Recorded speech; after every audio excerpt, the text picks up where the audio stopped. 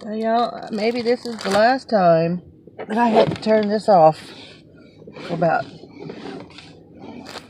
45 minutes, 40 minutes. These people don't have homes. I guess they're not, there's sometimes the signal here in town is it's just not very good. And I don't know why. Little Nessa has a Kia Soul too. Pretty cool. Anyway, I don't know why they, what was I even saying? Oh, why they don't have good signal. I don't know the interruptions and why, but it's just an old town, and T-Mobile seems to work really good in this town, but I mean, I get a strong signal at my house, and that's great because I like to run I run the internet through my phone. I tether it to my TV, and that's the only TV I got, and then it's not current news, it's unless something goes live, Yeah, they're blocking that off. They're blocking that off so I can't go over there to the dumpster. But you know what? I got 2 feet. What was I saying? Oh, people sometimes gather up there at that Gas and Go, and they just gather there and they'll be standing around outside talking on the phone, and I'm thinking, wow, what are y'all doing? But I guess that's what it is they just don't have a good signal.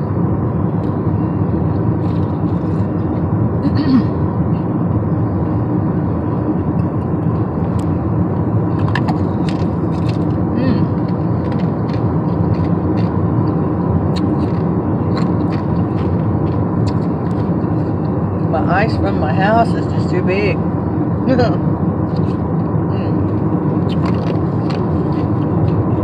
tell you what, I found these mango something monster drinks that have these sugar skull prints all over it. But it looks kind of wicked, But the mango flavor is a real good pulpy mango flavor. And I haven't noticed that the energy drink really gives me any kind of jitters or raises my blood pressure up any or anything like that. I haven't noticed any of that or any kind of pulsating in my veins. Let me get this car going here. Cruise on. Set. You're supposed to do all this stuff before you get in the car, right? Well, I guess it's time for my skin to start itching. I think that Zest soap I've been using is just drying me out too bad.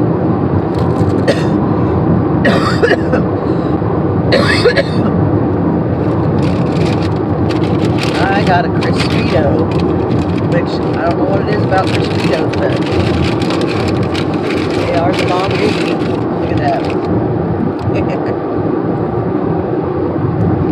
Oh, cool.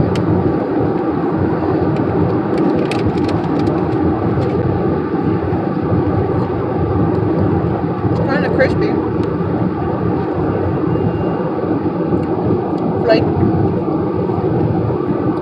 Flaky crust. Kind of cheesy, chickeny.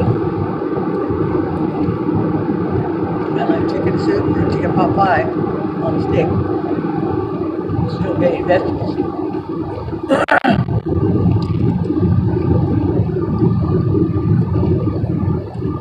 It's a good carb pick-me-up if you have to take medicine. You eat it and take your medicine and boom. I imagine the calories aren't very high. Don't know. I'll decide which way I'll go. I think I'm going to just go straight to Wynnewood. Then down, or up 77. And because there's too many turns on Airline Road. Come to drive by the DC.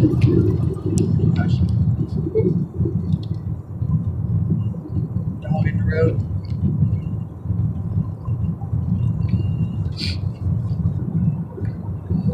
Drive by the casino. That's a big temptation. Drive by Burger King. Another temptation. This way it's just me and you on the highway. Huh.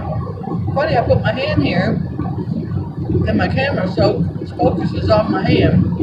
Take it away. That's something else.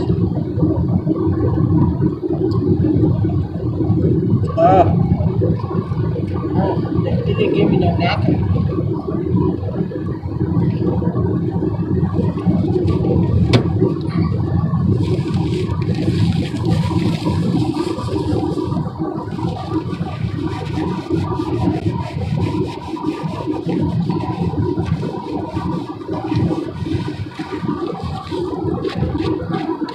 Something about those is kind of crumbly.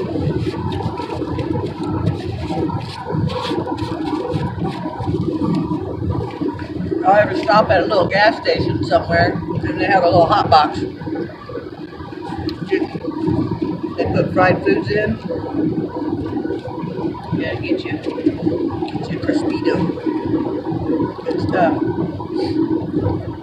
The one thing about recording on this YouTube is you record it because I don't have any followers really.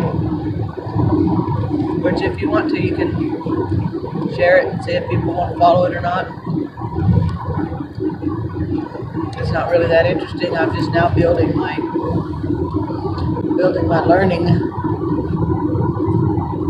learning how to work it, and it's bit me in the butt a few times just saying some things that I probably shouldn't have said on here. Sometimes you get a little relaxed when you're behind the camera or behind a computer and you don't realize that the world is listening to you. And other people's worlds, you're listening to their stuff. And pretty soon down the line, everybody gets a piece of it because you're friends of friends of friends of friends, and those friends have got friends.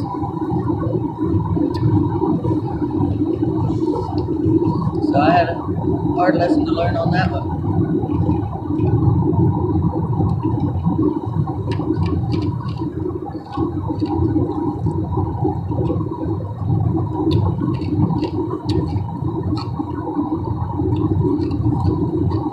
But I guess what you guys are going to notice that my conversation fades out a lot because I'm very easily distracted. I don't know. I may have that ADHD. You know, people joke about it, but I really feel like this might be something that I have. Just because I can't seem to control and stay focused. I don't know why. Control my memories and control my thoughts.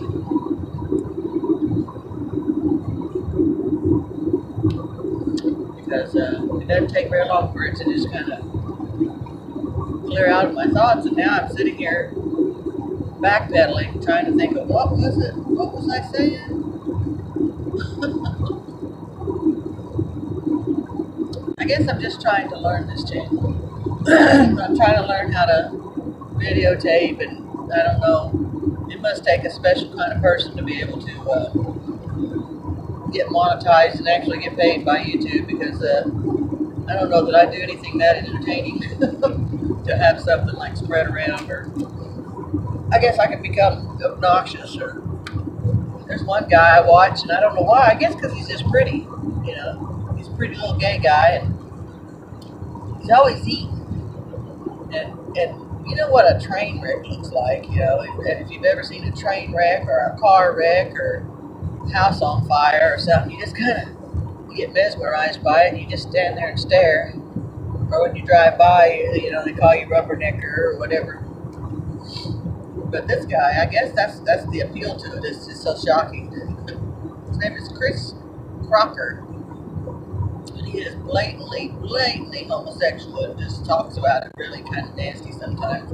That's the hard part, is listening to that. But he eats different foods, and I tell you, this guy can put the food away. And I'm thinking, there's people who are out there who just watch videos of people eating different foods. You know, they're just entertained by it, because I can kind of see the appeal. I don't know why. I guess it's like amazing that this guy is stuffing his mouth so full of food, and he's just, I don't know, he dipping this big old piece of pizza in ranch, and there's just it's like a freak show or something. I don't know. Maybe that's the appeal to it, is I feel like I'm at some kind of a sideshow. I gotta get this wristband off. It's killing my fingers. Oh, my wrist hurts so bad, y'all. I don't know what I did to it. Today is not a good day for it. I can't even hardly stretch my fingers out, you know, like that. I think I just got my carpal tunnel inflamed or something.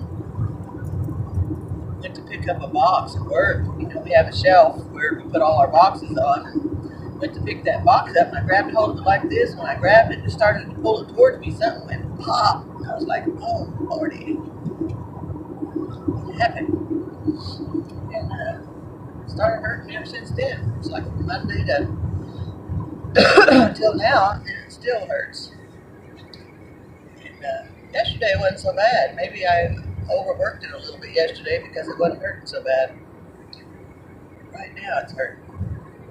Sometimes the brace just keeps it from being, you know, flexible, and when you take it off, you feel even stiffer than you were. It's like I need to keep it. I gotta turn right here, y'all. Either because I'm getting out and driving more than I used to, you know, driving around more, or it's just getting busier because of the weather's getting nice. But it seems like to me there's lots more traffic out. I try to hit all of the countryside roads, you know, so I can miss the highways and all the stop signs and the lights and what have you. I just like to travel country roads, you know, and see what I see. Sometimes people throw couches out on the side of the road, you know. Anyway, I just like to look at the country and watch how people live, and it's just interesting to me how people set their houses up. The things, some people are just very anal about putting anything in their yard. It looks like nobody lives there.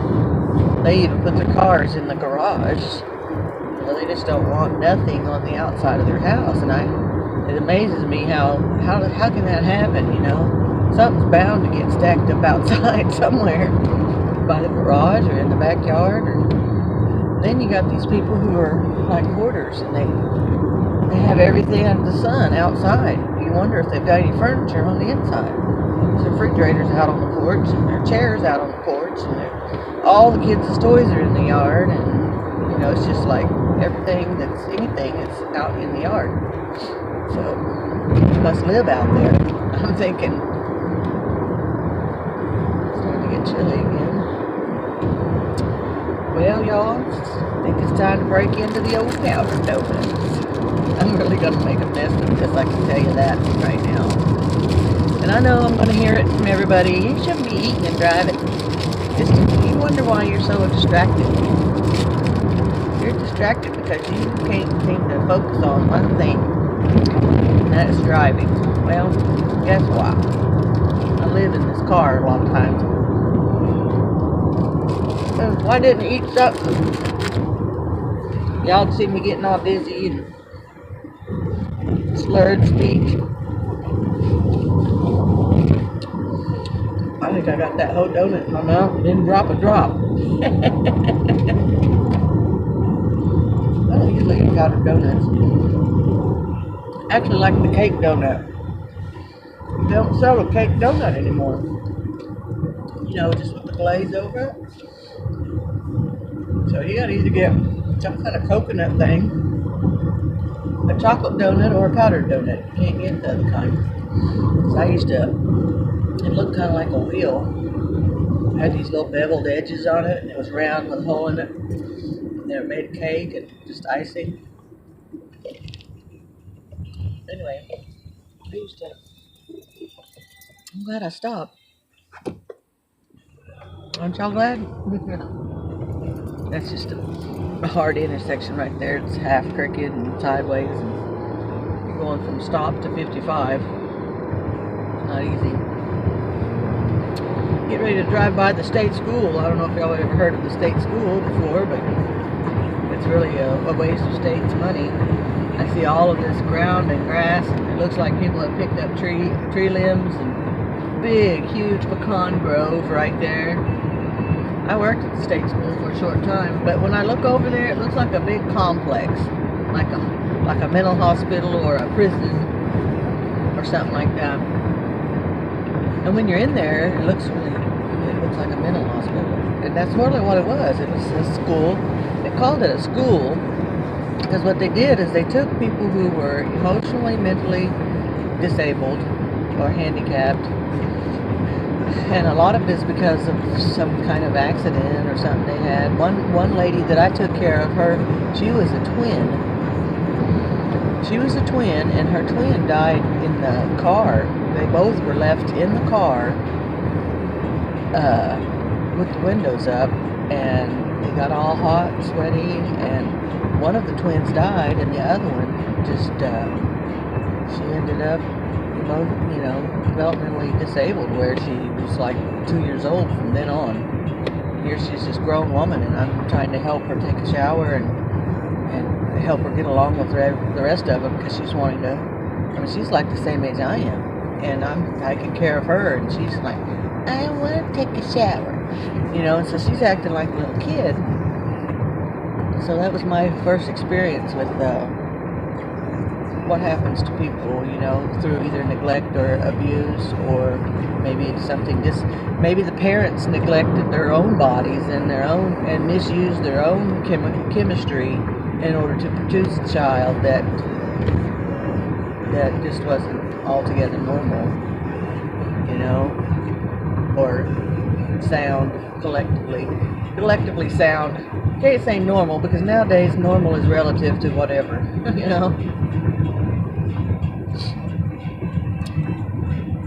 if I ever won the lottery, I think I would go around to all these old small town cemeteries, and I would hire people in the town to get out there and mow and keep flowers, and I don't know, I would just do that, because I have spent my whole life not going to grave sites and putting flowers on them. My mom, my dad, my aunts, uncles, my little brother, all of those people. I've never put flowers on the grave site, unless I watered it from the grave site that was blown.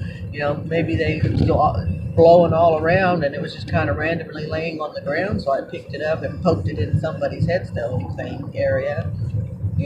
I might have done something like that just to give the flowers a place to sit.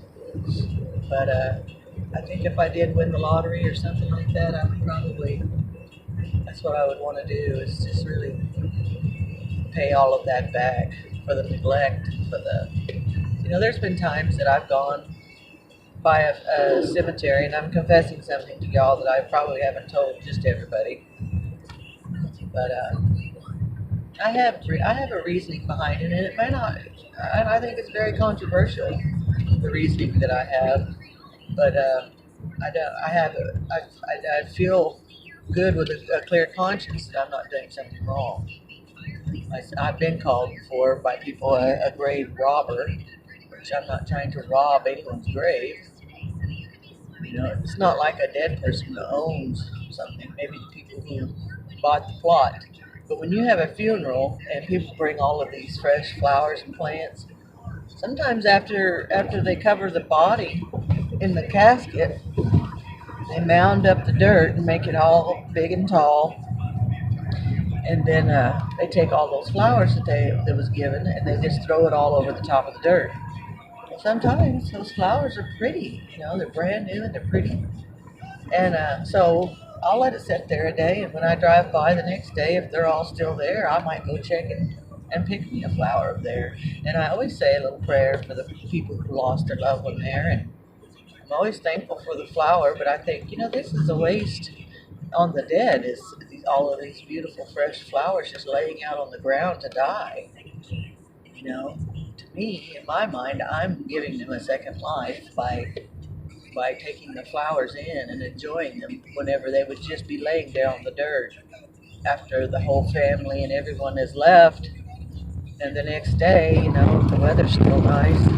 I noticed in the wintertime they would get real cold real fast. And so, you know, and people just don't pass away all the time. So it's not like you're constantly going from one gravesite to another, just picking up flowers all the time, and you just have this house full of fresh flowers. It's not like that at all. It's like maybe one every 6 months or so you might find a mound out in the cemetery where they had just recently had a funeral a day or so ago, and might pick you a flower. And there's been some that I've taken and put on barren graves. You know, there's some of these old graves where these people were like let's say they are 100 years old, and the headstone, you can barely read who they were, and most of them will say U.S. military or something like that. And so in that kind of a scenario, I would take those fresh flowers off of the grave, the recent grave, and then take them and put them over to that old one, because a lot of their families have died off, you know, and because of that, they don't keep up the grave sites, and they really fix that up nice. You know, just because of that, it's just like it's like recycling flowers to the old people who don't have nobody to give them flowers anymore, to the grave sites. And for my labors, there is a small fee, and I get to take a flower home.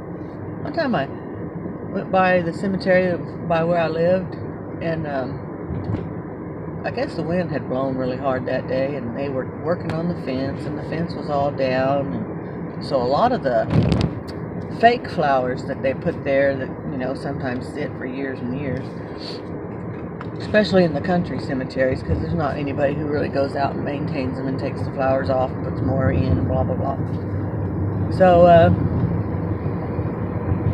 I pick up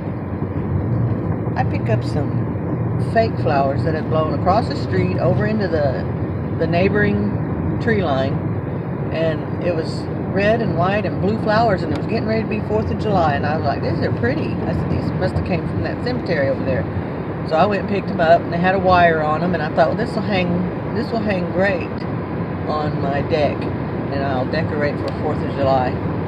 I had a picnic, and everybody was over there, and my niece Lori, she came up to me and she goes, "Did you get these off of a gravesite?" These look like cemetery flowers. I says, "I did." She goes, "Auntie Jeannie." She just didn't understand. You know, when you find them, what do you do? It's like finding a Coke can on the ground. You're not going to go and research, find out where the Coke can goes to, or who threw it out there. But I knew the wind had blown those flowers over from the cemetery, and I could have taken them over to the cemetery and just kind of put them on a random grave. But it was like somebody was saying, "Hey, here's you some flowers, Jeannie. Don't go take them off nobody's gravesite. Just pick them off over here on the other side of the road." Anyway, I probably spent the whole time talking about that, but I guess because I'm trying to justify something that not a lot of people think is cool.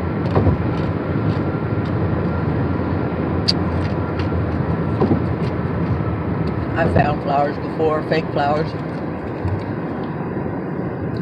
and they were, of course, out by the road. You know, when the wind blows them out and stuff, and you don't have no fence or no fence line or anything to keep them contained, they just kind of will blow everywhere. And so I'd gathered some up before, and I've even taken them to work, and put them on the machine, and oh, these are so cute, they're so pretty. Where'd you get these flowers? I was like, don't matter where I got them. And I think I told somebody.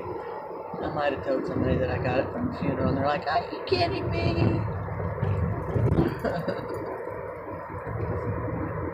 I told you, it's unconventional, it's not popular, and I'm sure most everyone would disagree with me. But I feel with a clear conscience that I'm not robbing a grave. I'm not taking something that belongs to someone else. You know, those flowers might have belonged to the lady that came to pay her respects. And she probably spent good money on those flowers, but she's going to let them lay out there on the ground in the wintertime and die. And the dead person that's underneath the ground there ain't going to know there's flowers there. Nobody else is going to know there's flowers there. Because most usually people don't go back to the gravesite just the next day after, unless it's a loved one. And what are they going to say? Oh, where was that yellow rose at? I can't find that yellow rose that we threw out over there. It's like, no, it's not going to be like that. Because a critter can come and get your flower. Or the rain can beat it down into the ground. Or the wind can blow it off to the other side of the street. Or so, anyway. Enough of that. I'm not going to justify anymore. And y'all can say what you need to say to tell me where I was wrong. Or give me a better philosophy, outlook on it. But I have a feeling that I'm pretty set on my stance. I don't feel like I'm doing anything wrong. I think it's a part of me paying respects and paying back in a way, because most of the time I'm shuffling those flowers to other people's grave sites. I don't just take, you know, the only ones that I would take and have in the past, and it's only been a couple of times in my life. It's not like I'm a constant visitor of grave sites to where that's where I get my flowers. No, that's not what I do. But just don't feel bad about it. Can't make me feel bad about it. Even if you told me that dead person was going to raise up out of the grave and see me take it off of their grave, I still would be like, hey, get back in the ground. You know, all the dogwoods are really blooming, and I would just be able to love to just go around and film all of the blooming of spring. That would be something neat.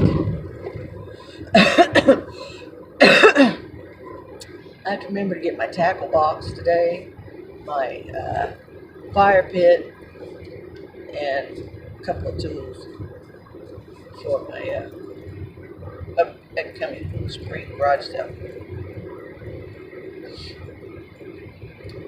I have a lot of stuff in that shed there at the house when I'm going to, and got a lot of stuff in the shed that I'd like to get out of there and put in my garage sale, but you see how long it's taking me to get to the house. I'm about 45 minutes away,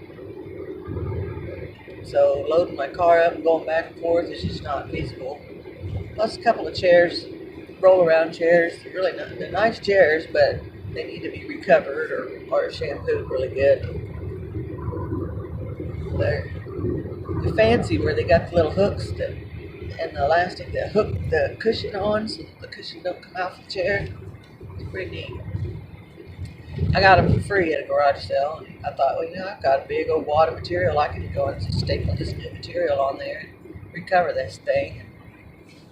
I ended up getting them put out in the shed. That's where they stayed. Sometimes it's hard to do stuff by yourself, you know. You need somebody to help you. If it ain't a friend, if it's a sister or brother or a friend or your lover or your mate or your husband or your just whatever, you know. Sometimes it's nice to have somebody to help you out. And especially when you're living with them and you're married to them and you're thinking that you guys are working in a unison here, back and forth. I help you, you help me. I help you pay bills, you help me pay bills. I help you clean house, you help me clean house. I help you with and scratch your back whenever your back is empty and you can't reach it. And then I scratch your back, which I never scratched your back. You always scratched it on the wall, like a stinking bear, like this cow over here scratching his face on this stick. There's blew that stop sign. That's one thing about in the country too, is you can see far enough away where there ain't no cars coming, you can blow that stop sign. Not that I recommend everybody to do that, but num num num num.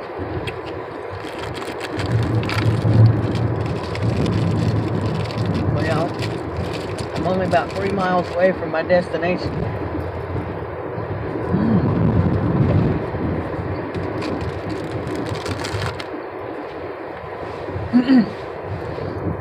No drop. Not a drop. I had some on my finger. Yeah. I don't miss this drive, I'll tell you that.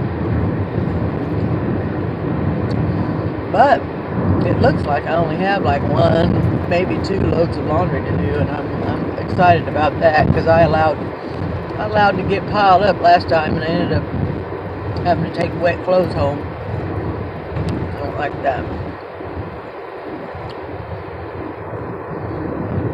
Maybe on the way home I'll film myself going by the cemetery and looking around, because I don't know why I'm fixated by the cemetery. I guess because when my mama passed away, I think my mom dying, going through the funeral, and getting buried, that whole experience when I was about 23 years old is so vivid in my mind. I can see it from beginning to end. It's almost like it played out yesterday in a film, and I just now watched it. But because of that, I feel drawn to the cemetery, but not necessarily because of her, because I realize that she's not with her body. And I realize these people are not there, that this is just the shell of their spirit, where God has taken their spirit from their body. And but at the same time, I feel a presence when I'm there at the cemetery. I can feel all of the people. It's almost like I'm standing in the midst of a crowd of people, and they're all saying just little messages, they're just saying little things, trying to give me advice.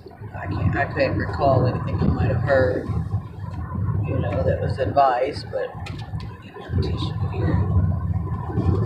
But yeah, I have a if I was to ever be a homeless person, I would go and I try to live in cemeteries. I live in the hallways of the mausoleums, where they have where you put them in the drawers. Anyway, big cement buildings. I'd live in the hallways. I'd live down around by the trees, out by the pond. What I would have is I would just have my bed roll up, and I would roll my bed up and take it with me, so that it doesn't look like I'm living there, but that's where I would stay. I would unroll my bed and my backpack, and I would just stay there, and I would just pick up in the morning and leave. Come back in the evening. I've thought about that before, in my many of escape routes that I've tried to take, There's been many a time I'm just like, I gotta get out of here. This is driving me crazy. And so, what am I going to do? Where am I going to stay? Am I going to sleep in my car? Stuff like that. Yeah, I'm glad that those days are over and I'm not in such a panic. And these people just had some gravel dumped again. So we're starting to get a nice little homestead there. I guess they're making a driveway with all the railroad ties and the gravel. Well, I'm going to close this off. Bye, y'all. Share it if you think it's interesting.